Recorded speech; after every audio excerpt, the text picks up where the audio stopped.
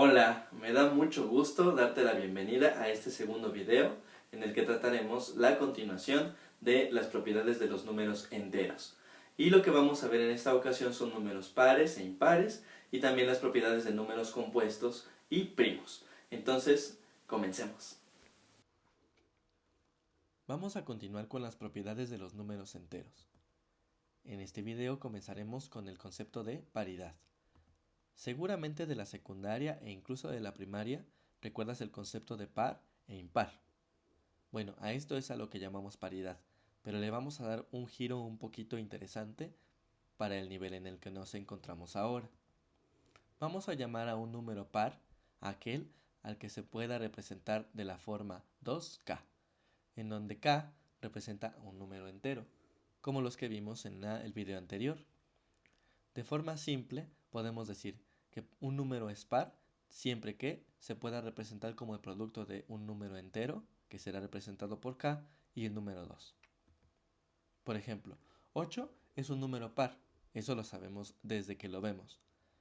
Pero además es par porque se puede escribir de la forma 2k, asignando a k el valor de 4, es decir, 2 por 4 es igual a 8. Vamos a practicar este concepto con los siguientes números. ¿Cuáles de estos se pueden representar como 2k? ¿Y cuál sería el número por el que tendríamos que reemplazar a k en cada uno de estos casos? Veámoslo. ¿Es el número que pensaste? El número 35 no se puede representar como 2k.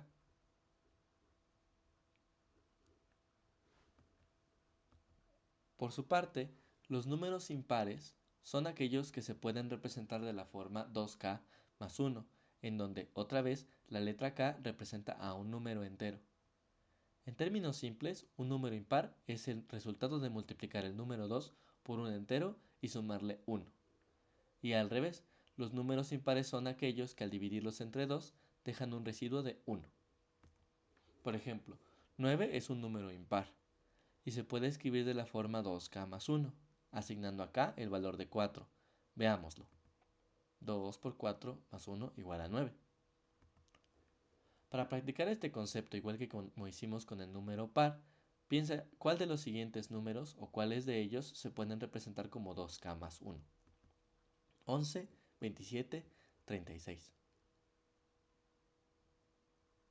¿Y cuáles serían los números por los que tendríamos que reemplazar a k en cada caso?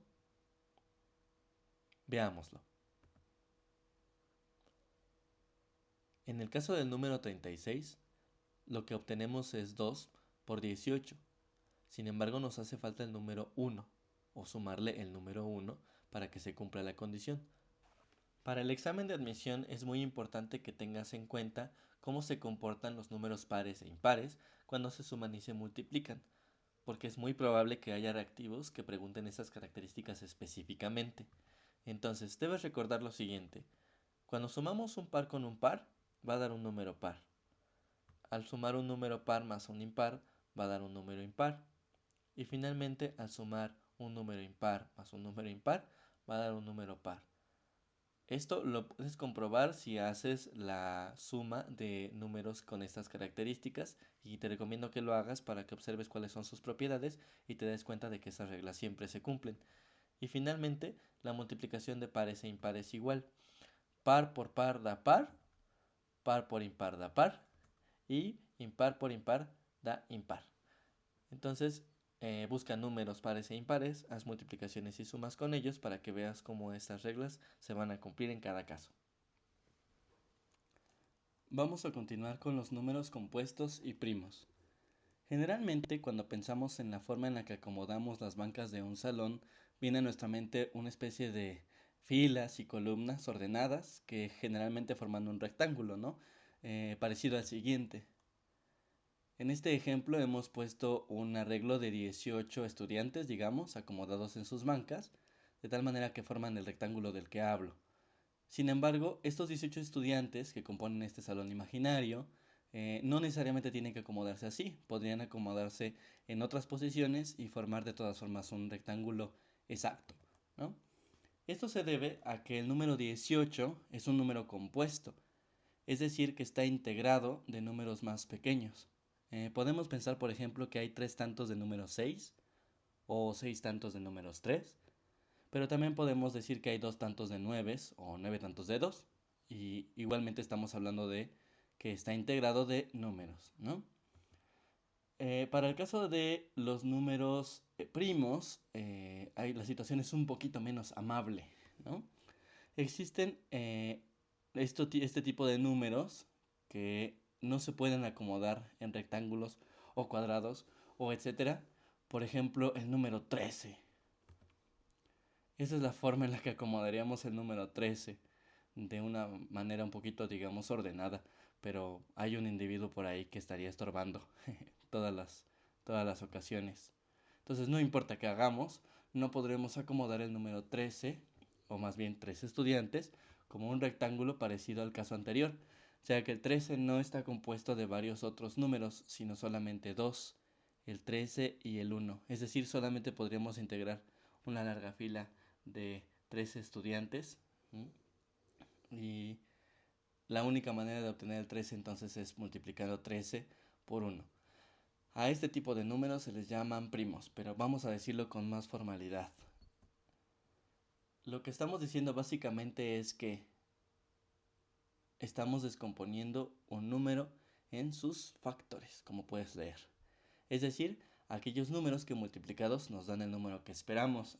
Por ejemplo, el número 18, como dije hace un momento, se puede descomponer en 3 y en 6, 3 por 6, 18, en 2 y 9, y también en 1 y 18. Esos son sus factores. Y por el otro lado, podemos decir entonces que el 18 admite 6 factores diferentes. Sin embargo, el 13 solamente admite 2, porque solo se puede descomponer de la manera en que se ve. 1, 13. Porque 1 por 13 da 13. Y no existe otra combinación de números enteros que nos den 13. Números naturales, quise decir. Entonces, para recapitular, decimos que un número es compuesto cuando admite más de dos factores. Y un número es primo cuando admite solo dos factores, el mismo y la unidad. Entonces, para practicar, los siguientes números son primos o compuestos. 20, 15, 19, 52, 73. Pensemos un poco. El número 20 admite como factores el 1 y el 20 desde luego, pero también el 2, el 10, el 5, el 4, ¿no? El 15 del mismo modo admite el 1 y el 15, pero también admite el 3 y el 5. El 19, sin embargo, solamente admite el 1 y el 19, por lo tanto, ese número es primo, exactamente. El 52, ¿cuántos factores admite? Exactamente, admite 26 y 2, y también admite 52 y el 1, por lo tanto, es compuesto.